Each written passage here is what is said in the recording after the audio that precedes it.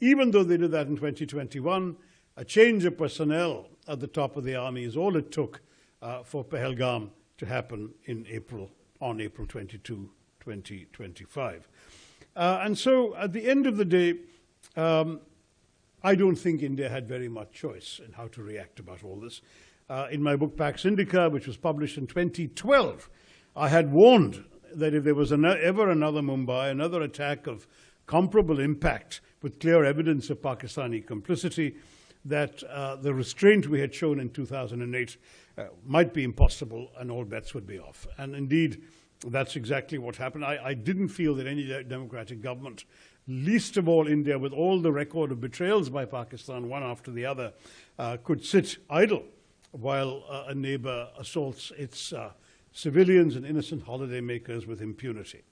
And that's why that warning found its response in Operation Sindoor. I mean, some of you may be aware that a couple of days after Pahalgam, I wrote an op-ed in the Indian Express advocating precisely this. The headline they gave, it was a good headline, was "Hit hard but hit smart."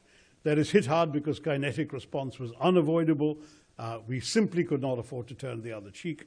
We cannot let them believe they can do this with impunity. At the same time, don't forget that development is our larger goal. We can't afford this to be seen as the first salvo in a protracted war. Therefore, hit smart, precise, calibrated, targeted attacks.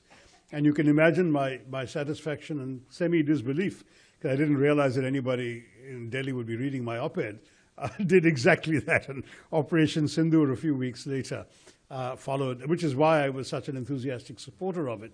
It followed exactly the course of action I had advised in my op-ed just after Pahalgam.